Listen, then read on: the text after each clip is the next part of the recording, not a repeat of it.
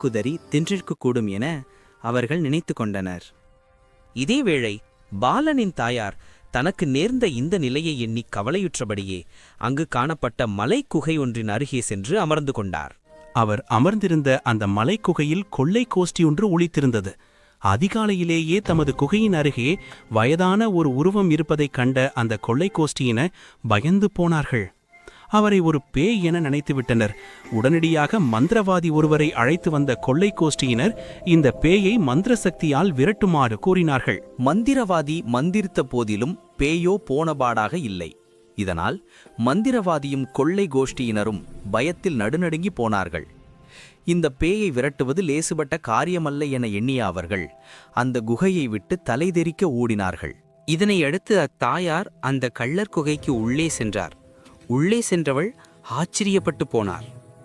அந்த கொள்ளை கோஷ்டியினரால் கொள்ளையிடப்பட்டு மறைத்து வைக்கப்பட்டிருந்த ஏராளமான தங்க நகைகள் அங்கு குவிக்கப்பட்டு கிடந்தன.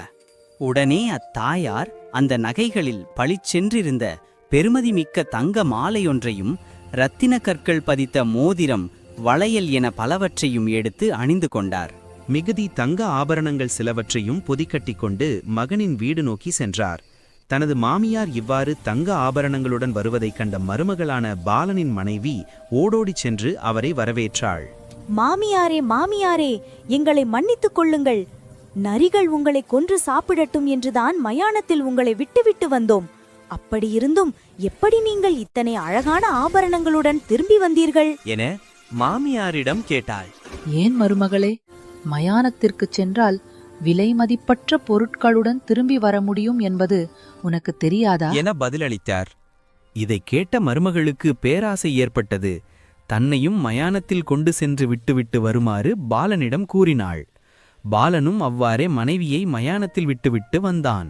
ஆனால் மறுநாள் தனது மனைவி தங்க நகைகளுடன் வீடு திரும்புவாள் என எதிர்பார்த்த பாலனுக்கு ஏமாற்றமே காத்திருந்தது. இது பற்றி தாயாரிடம் கேட்டான். இதற்கு பதில் கூறிய தாயார், எனது அன்பு மகனே, இரவில் மயானத்திற்கு செல்பவர்கள் திரும்பி வரமாட்டார்கள் என்பது உனக்கு தெரியாதா? நரிகள் கடித்து குதறி சாப்பிட்ட பிறகு எப்படித்தான் திரும்பி வர முடியும் என கேட்டார். உங்களுடைய புத்தி கெட்ட தனத்திற்கு இப்படித்தான் நடக்கும். இனிமேலாவது சிந்தித்து வேலை செய்ய பழகிக்கொள் என புத்திமதி கூறினார். தானும் தனது மனைவியும் செய்த தவறை பாலன் உணர்ந்தான். பேராசையின் காரணமாக தனது மனைவி நரிகளுக்கு இரையாகியதை உணர்ந்தான். இவற்றை சிந்தித்துப் பார்த்த அவன் தாயிடம் மன்னிப்பு கேட்டான். இதன் பின்னர் தொடர்ந்தும் தனது தாய்க்கு முன்னர் போலவே பணிவிடைகள் செய்து பாசத்தோடு வாழ்ந்து வந்தான்.